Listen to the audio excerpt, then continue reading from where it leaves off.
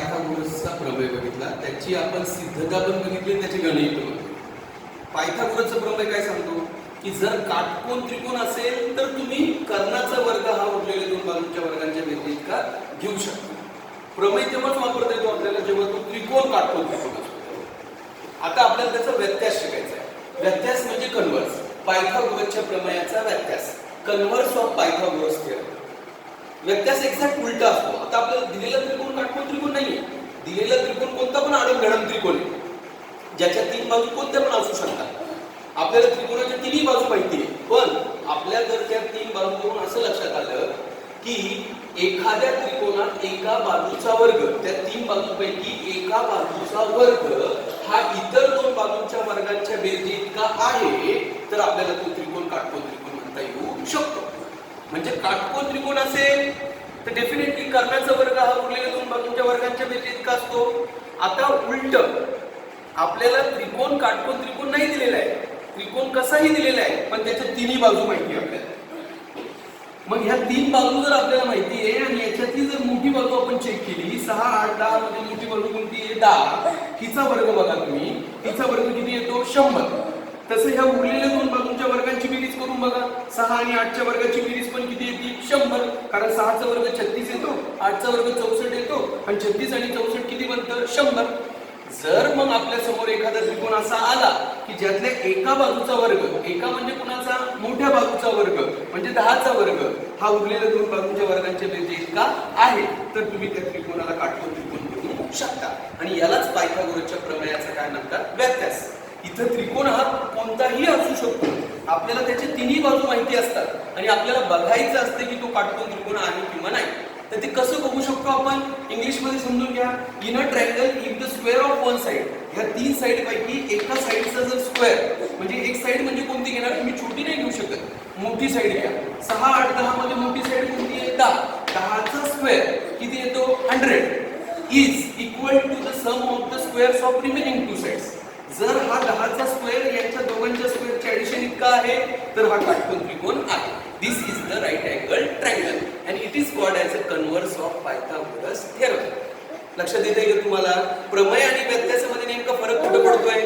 प्रमेयामध्ये तो काटकोन त्रिकोण असतो आणि त्याच्या तीन बाजूपैकी दोन बाजू आपल्याला माहिती असतात आणि आपल्याला तिसरी काढायची असते. आणि व्यत्यासामध्ये आपल्याला तिन्ही बाजू माहिती आहे, फक्त ठरवायचं आहे की तो काटकोन त्रिकोण आहे किंवा नाही. आता ह्या त्रिकोणात बघा, तीन बाजू जे दिलेले आहेत तुम्हाला, यातली मोठी बाजू 3, 1, 4, 1, 5 आहे.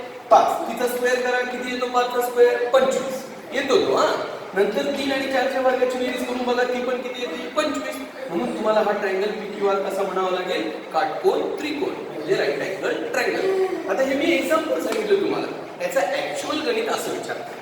कसं की तुम्हाला त्रिकोणाच्या तिन्ही बाजू दिलेल्या असतात आणि तुम्हाला ठरवायचं असतं की तो काटकोन त्रिकोण आहे किंवा नाही. कारण मी इथं कोणताही कोण 90चा दिलेला नाहीये, त्याच्यामुळे तुम्ही याला काटकोन त्रिकोण म्हणू शकत नाही. याला काटकोन त्रिकोण बनण्यासाठी तुम्हाला ह्या पायथागोरसच्या प्रमेयाचं काय वापरावं लागेल? व्यत्यास. व्यत्यास काय सांगतो? आता यांना एकदा तुम्ही छोट्या अक्षराच्या बाजू म्हणून घ्या. समजा त्रिकोणाच्या बाजू, त्रिकोणाच्या बाजू suppose sides of triangle. Sides of triangle कोणत्या कोणत्या साइड्स सांगा? पहिली साइड कोणती पण घ्या, मोठी साइड कोणती? समजा 15, तिला A बरोबर किती? 15. दुसरी साइड B बरोबर 9, C बरोबर 12. म्हणजे काय करायचं? ह्याच्या तीन साइड्स असतात, तर खरं तर ह्या साइडचं नाव QR पण आहे, या त्रिकोणाच्या बाजूचं नाव QR आहे, पण आपण त्यांना एक एक अक्षरी नाव द्यायचं. कोणत्या पण साइडला तुम्ही A आणि B आणि C म्हणू शकता, पण मी इथं मोठीला A म्हटलोय, B C म्हणून टाकले. आता मी चेक करणार मोठ्या बाजूचा वर्ग, मोठी बाजू A की B की C आहे? A चा वर्ग करा, 15चा वर्ग, 15चा वर्ग किती येतो? 225. समीकरण नंबर 1 असं करायचं. मोठ्या बाजूचा वर्ग काढायचा, त्याला समीकरण 1 घ्यायचं आणि मग छोट्या छोट्यांची बेरीज करायची. B आणि C च्या वर्गाची बेरीज ती किती येते? 9 आणि 12चा वर्ग जर केला तुम्ही, 9चा वर्ग 81, 12 144, दोघांची बेरीज किती येते? 225. समीकरण नंबर 2.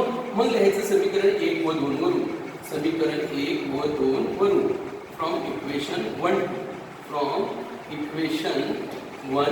2 काय दिसते इक्वेशन 1 आणि 2 वरून? की मोठी बाजूची A चा वर्ग आहे, तिचा वर्ग आणि छोट्या छोट्या बाजूच्या वर्गांची बेरीज ही कशी आलेली आहे? सारखी. हे असं विधान लिहिता आलं पाहिजे तुम्हाला. हे विधान कसं की मोठ्या बाजूचं नाव अलीकडून बेरजेचं नाव पलीकडून, हे दोघं जर सारखे असेल तर मध्ये बरोबरचं चिन्ह, आणि समजा हे 225 च्या ऐवजी 100 असतं म्हणजे सारखं नसतं, तिथं नॉट इक्वल टू आलं असतं. पण हे दोन्ही वेळा सारखे आले 225 म्हणून आपल्याला इथे काय लिहावं लागेल, इक्वल टू. आणि हे इक्वल टू आलं की तुम्ही म्हणा हा त्रिकोण काटकोन त्रिकोण आहे, हा त्रिकोण काटकोन त्रिकोण आहे. This triangle is right angle triangle.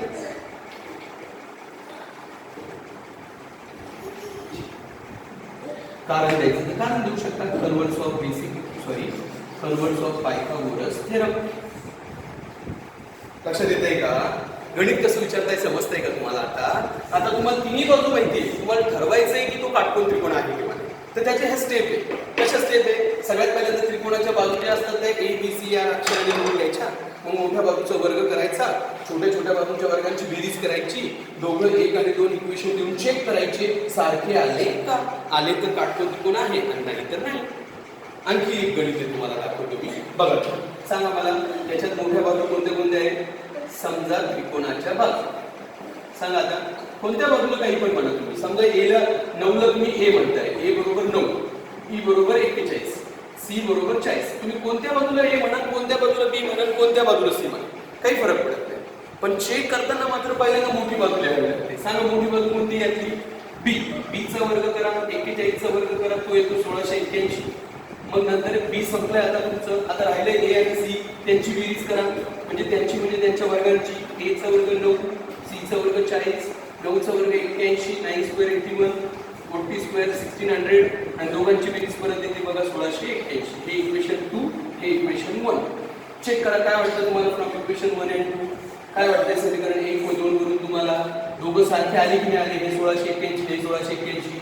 मग लिहा तुम्ही बी चा वर्ग आणि ए चा वर्ग प्लस सी चा वर्ग कसं आलेलं आहे? सारखं. म्हणून तुम्ही म्हणू शकता की हा त्रिकोण काटकोन त्रिकोण आहे.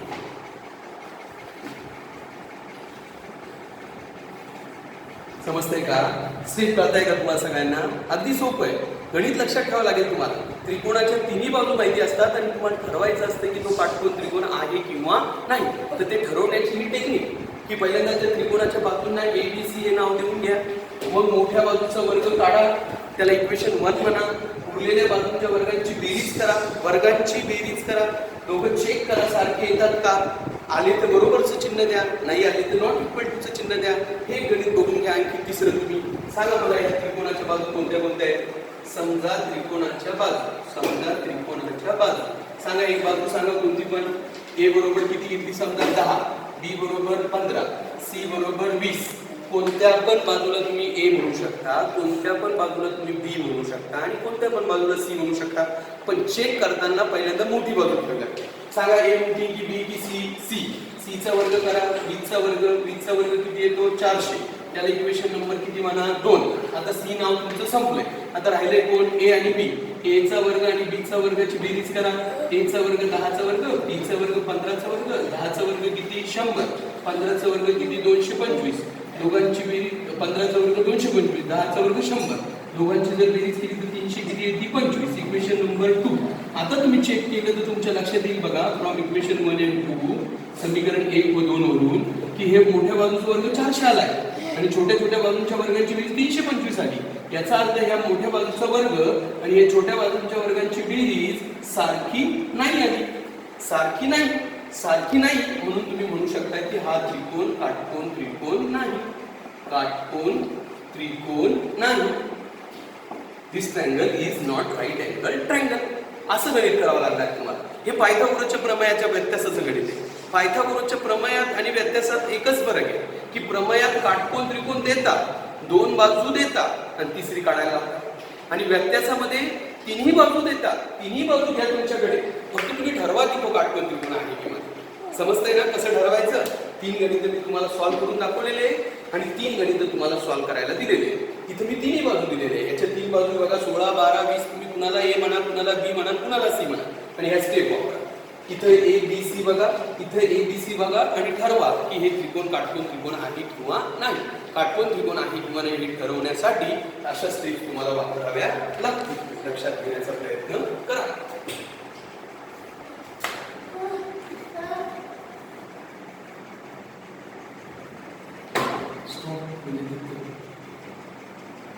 आता आपण पुढचा कन्सेप्ट बघणार आहोत, पायथागोरसचे त्रिकूट. पायथागोरसच्या प्रमेयाच्या व्यत्यासाचं गणित आणि पायथागोरसच्या त्रिकूटाचं गणित सेम. Pythagorean triplet. कशाला म्हणता पायथागोरियन ट्रिपलेट तुम्ही समजून घ्या. आता हा जर काटकोन त्रिकोण आहे तर ह्या काटकोन त्रिकोणाची ही बाजू 6 असेल, ही बाजू 8 असेल तर ऑटोमॅटिकली ही बाजू 10च असणार त्याच्या नियमानुसार, कारण ह्याचा वर्ग आणि यांच्या दोघांची बेरीज कशी असते सेम. म्हणजे ह्या काटकोन त्रिकोणाच्या 3 बाजू आहे बघा, 6, 8, 10. तर ह्या 3 बाजूंचा जो संच बनवतो ना आपण 6, 8, 10, यालाच म्हणतात पायथागोरियन ट्रिपलेट, यालाच म्हणतात पायथागोरसचे त्रिकूट. थोडक्यात पायथागोरसचे त्रिकूट म्हणजे काय, काटकोन त्रिकोणाच्या 3 बाजूचा संच. समजा हा एक काटकोन त्रिकोण आहे PQR, याचे 3 बाजू सांगा कोणते कोणते आहे, 9, 12, 15. तर हा 9, 12, 15चा जो ग्रुप आहे का, हे जे त्रिकूट आहे का, 3 बाजू आहे म्हणून याला त्रिकूट म्हणतात. पण हे त्रिकूट काटकोन त्रिकोणाचं आहे म्हणून याला म्हणतात पायथागोरियन ट्रिपलेट. पायथागोरसचे त्रिकूट. पायथागोरसचे त्रिकूट म्हणजे सरळ सरळ काय अर्थ लक्षात ठेवा, काटकोन त्रिकोणाच्या 3 बाजूंचा ग्रुप, 3 बाजूंचं त्रिकूट. काटकोन त्रिकोणाच्या 3 बाजूंचं त्रिकूट त्याला म्हणतात पायथागोरसचे त्रिकूट, पायथागोरियन ट्रिपलेट. असे खूप ट्रिपलेट असतात, अनंत ट्रिपलेट असतात. मी काही ट्रिपलेट तुम्हाला लिहून दाखवले, काही 10 पायथागोरसचे त्रिकूट मी इथे लिहिलेले बघा. यातलं कोणतेही एक तुम्ही पाठ ठेवा, कारण परीक्षेला जर का तुम्हाला एका वाक्यात प्रश्न विचारला 1 मार्कासाठी की कोणतेही एक पायथागोरसचे त्रिकूट लिहा, तर तुम्ही ते 3, 4, 5 लिहू शकता, 6, 8, 10 लिहू शकता किंवा 11, 60, 61 लिहू शकता. हे सगळे पायथागोरसचे त्रिकूट आहे. कारण हे सगळ्या काटकोन त्रिकोणाच्या 3 बाजू आहे बघा. कोणत्या पण 2 बाजू घेतल्या की तिसरी बाजू हीच येणार काटकोन त्रिकोणाची, असं येते. म्हणून यांना पायथागोरसचे काय म्हणतात, त्रिकूट. पहिलं त्रिकूट 3, 4, 5. मी यांना दोघांना पण डबल केलं, 3 दुने 6, 4 दुने 8, 5 दुने 10, नवीन ट्रिपलेट बनलं. ट्रिपल केलं, नवीन ट्रिपलेट बनलं. असे अनंत ट्रिपलेट बनू शकतात. तर तुम्ही कोणतं पण एक ट्रिपलेट याचं लक्षात ठेवा. परीक्षेला जर प्रश्न विचारला कोणतेही एक पायथागोरसचं त्रिकूट लिहा, write any one Pythagorean triplet म्हटलं तुम्ही हे लिहा. ओके. तर पायथागोरसच्या त्रिकूटावरती प्रश्न कसा विचारतात, असा फेमस क्वेश्चन. पायथागोरसच्या प्रमेयाच्या व्यत्यासाचं गणित आणि हे गणित अगदी सेम टू सेम, पण याचा प्रश्न वेगळा आहे. प्रश्न असा आहे की identify which of the following are Pythagorean triplet. खालील त्रिकूटापैकी पायथागोरसची त्रिकुटे कोणती आहे ते ओळखा. आता त्रिकूट दिलंय त्यांनी, पण हे तुम्ही पायथागोरसचं त्रिकूट आहे हे ठरवा. कसं ठरतं पायथागोरसचं त्रिकूट आहे किंवा नाही आहे, या 3 बाजू काटकोन त्रिकोणाच्या बाजू असल्या पाहिजे त्यासाठी. म्हणून पायथागोरसच्या प्रमेयाच्या व्यत्यासाच्या उत्तराची जी स्टेप होती, प्रश्न तिथं वेगळा होता.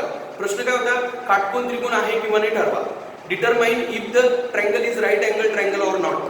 तर त्याची उत्तराची स्टेप आणि याची उत्तराची स्टेप एकदम सेम सेम. इथं 3 बाजू दिलेली आहे तुम्हाला, या 3 अंकावरून ठरवायचंय की हे पायथागोरसचं त्रिकूट आहे किंवा नाही. तर तुम्ही काय करायचं, समजा याला A म्हणायचं, याला B म्हणायचं आणि याला C म्हणायचं. म्हटले मग यातली मोठी बाजू A का B का C आहे सांगा. C. ती कधी A मोठी असू शकते, कधी B, कधी C. यावेळी कोणती मोठी सांगा, C. तर ह्या बाजूचा काय करायचा, वर्ग, C चा वर्ग. म्हणजे ह्या 20 चा वर्ग, 20 चा वर्ग किती येतो, 400. याला समीकरण नंबर काय म्हणायचं, 1. मग एक ओळ सोडायची. मग C संपलाय. आता A आणि B ची बेरीज करा वर्गांची, इकडे वर्ग लावा, किमती भरा, उत्तर करा. किती आलं, 400. सांगा त्यांना समीकरण 1 व 2 वरून हा C चा वर्ग आणि ही बेरीज कशी आहे, सारखी आहे. म्हणून हे पायथागोरसचं त्रिकूट आहे. हे म्हणजे कोणतं, जे विचारलं होतं ते 16, 12, 20 हे पायथागोरसचे त्रिकूट आहे. इंग्लिशमध्ये 16, 12, 20 इज अ पायथागोरियन ट्रिपलेट. एकदम इझी आहे. आता हे दुसरं एक त्रिकूट आहे बघा, 15, 10, 25. हे पण ठरवायचं आहे तुम्हाला पायथागोरसचं त्रिकूट आहे किंवा नाही, whether it is a Pythagorean triplet or not. कसं ठरणार, परत बघा. याला तुम्ही काय म्हणा A, याला काय म्हणा B, याला काय म्हणा C. सांगा आता यावेळी मोठी बाजू कोणती सांगा, नीट बघा. A मोठी की B की C. C. बरोबर, अगदी बरोबर, C मोठी. मग ह्या C चा वर्ग करा. 25 चा वर्ग किती येतो सांगा, 625. बरोबर. वर्गपाठ करावे लागेल त्यासाठी. वर्ग मी 2 वेळा लिहून दिले, तुम्ही चांगले पाठ करा. आता उरलेल्या बाजू A आणि B ची बेरीज करा, तर ती किती बनली बघा, 325. हे वर्ग मोठ्या बाजूचा 625 आला आणि छोट्या बाजूच्या वर्गांची बेरीज किती आली, 325. तर तुम्हाला म्हणावं लागेल फ्रॉम इक्वेशन 1 टू हे C² आणि हे A² प्लस B² हे सारखं नाही, नॉट इक्वल. हे नॉट इक्वल टू आलं की तुम्हाला म्हणावं लागेल 15, 10, 25 हे पायथागोरसचे त्रिकूट नाही. It is not a Pythagorean triplet. अगदी सोपं आहे असलं तर हे दोन्ही बाजू सारखी येतील, नसेल तर ते सारखं नाही येणार. बस एवढंच. हा, आणखी एक गणित बघू आपण, तिसरं. 24, 70, 74. मोठे मोठे अंक घेतले मी जरा. A बरोबर 24, B बरोबर 70, C बरोबर 74. सांगा मोठी बाजू कोणती आहे, C. तिचा वर्ग करा, 5476. 74 चा वर्ग तुम्हाला काढावा लागेल. कसं काढता 74चा वर्ग? 74 गुणिले 74 करून यांचा जर गुणाकार केला तर 5476 येते. त्याला समीकरण नंबर किती म्हणायचं? 1. मग उरलेल्या बाजू ए आणि बी ची बेरीज करा तर ती पण किती आली? 5476. म्हणून समीकरण 1 मधून परत एकदा हे सी चा वर्ग आणि ए वर्ग प्लस बी वर्ग हे कसं आलं? सारखं आलं. कळालं ना तुम्हाला कसं सारखं आलं? वर्ग वगैरे काढून तुम्ही प्रॅक्टिस करा. म्हणून तुम्ही याला पण पायथागोरसचे त्रिकूट म्हणू शकता. एकदम सोपं आहे. कधी ते त्रिकूट असतं कधी नसतं. असतं असण्याचे हे एक गणित हे एक गणित, नसतं तर असं गणित असतं. कारण मोठ्या बाजूचं वर्ग आणि छोट्यांची बेरीज सारखी येत नाही. अशी मी तुम्हाला खूप गणित दिले. आता 4, 5, 6, 7, 8, 9, 10 हे सगळे गणित तुम्ही घरी सॉल्व्ह करून बघा की हे पायथागोरसचे त्रिकूट आहे किंवा नाही आणि ते मला तुम्ही दाखवा, चेक करून घ्या. ओके.